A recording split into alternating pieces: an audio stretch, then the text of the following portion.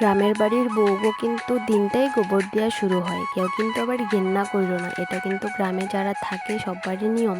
সূর্য মামা উঠবার আগেই গোবর গুল্লা সকাল সকাল উঠানে বাড়িতে সব দিকে মানে দিতে হয়। তো হ্যালো এভরিওয়ান, সবাই কিরকম আছো? আশা করতেছি সবাই ভালো আছো, আর আমিও বেশ তো যাই হোক, এখন বাজে সকাল 5টার সময় ঘুম থেকে উঠা ডেলি যেগুলা কাজ করতে লাগে আর কি, ওইগুলাই করতেছি। প্রথমে এরুম ওরুম ঝাড়ু মাইরা মার রুমটাও ঝাড়ু দিয়া, তারপর বারান্দাটা সুন্দর করে ঝাড়ু দিয়ে শেয়ার করুম ঘরে কি কাজ বাজ আমি সকাল থেকে করি, ওইগুলাই তোমাগুলো শেয়ার করুম। তারপর আয়া পড়লাম উঠোনটা ঝাড়ু দিবের দিকে। আর ঝাড়ুটা দেখো বান্ধা হয় না, যেহেতু বাঁধতে পারি না, তো ঘরে শলা আসলো, ওইগুলো দিয়ে এমনি আমি মানে পাতলা করে রশি একটা দিয়ে বান্ধা ঝাড়ু দিতেছি। আর আগের ঝাড়ুটা যেহেতু ছোটো হয়ে গেছে, ওইটা দিয়ে একদমই ঝাড়ু দেওয়া যায় না। তো উঠানটা ঝাড়ু দেওয়া ওই যে আমগো আরেকটা নিয়ম, সকালে মানে বাসি দুয়ারটা মুছতে হয় ও যেটা। তো রোজের মতোই আজকেও মুছা লাইতেছি সুন্দর করে। আর আজকে মানে অল্প দূরত্ব লেপা দুম, যেহেতু একদম ধুলা হয়ে থাকে, তো তার লিগে আর কি গোবর দেওয়া ভাবতেছি। আর লেপা পুছি ঘর কার না ভালো লাগে, আমার তো খুবই ভালো লাগে। কাঁচা ঘরও লেপা সুন্দর করে রাখলে পাকা ঘরের থেকেও বেশি ভালো লাগে। তো যাই হোক, এখানে তারপরে বাসি বাসনগুলো সুন্দর করে মাজা ঘষা। আর এখানে বাসন মাজবার জায়গাটা একদমই ভাঙ্গা গেছে, দেখো অবস্থা নাই হয়ে রয়েছে। সিমিট আনবার আলছিতে মানে বানানিও হয় না, বানানি হইব তবুও যেনতেন এখানে এখন বাসন ধোয়া হয় আর কি। তো তারপর এখানে আমার বাসন ধোয়া শেষ। তারপরে দেখো আমাকে ঘরের আশেপাশে কত সুন্দর ফুল গাছ, দেখতে বহুত ভালো লাগে। অল্প অল্প রোদ উঠছে, বহুত সুন্দর দেখা যাইতেছে। তারপর আমি ব্রাশ ট্রাশ কইরা মুখটা ধুয়া আয়া পড়লাম সুন্দর টিফিন রেডি করবার লিগা।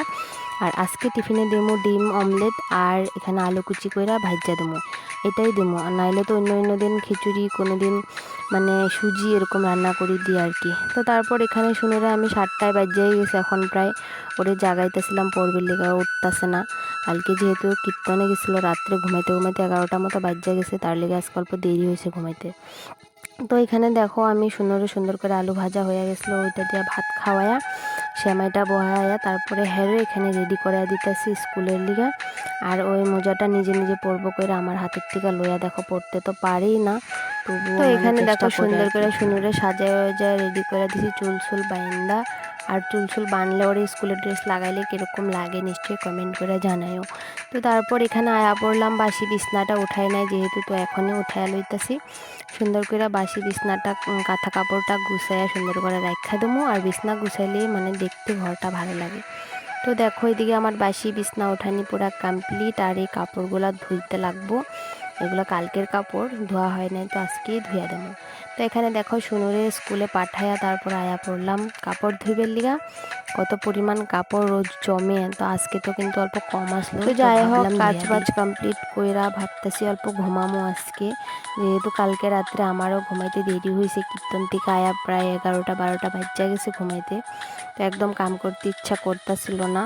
তো তারপর এখানে কাপড় চোপড়গুলো সুন্দর করে ধুইয়া ভালো করে চিপ্পা মেল্লা দিতেছি। আর আমগো উঠানে দেখো একদমই রোদ আয় না, মানে একদম 10টা 11টা বাজলে অল্প অল্প পরিমাণ রোদ আয়, যেহেতু এই সাইডে একটা ঘর, তারপরে এই সাইডে পাশে বাঁশের ঝাড়, রোদটা একদম পড়ে না।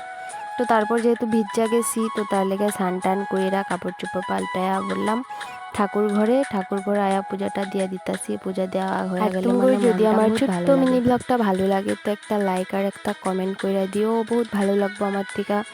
তো যাই হোক, এখানে দেখো আমার পূজা টুজা দেওয়া কমপ্লিট, কাসাদ বাড়িটা দিয়া ঠাকুরে প্রণাম করে লাইছি। আর আজকে একদম ফুল নাই গাছে।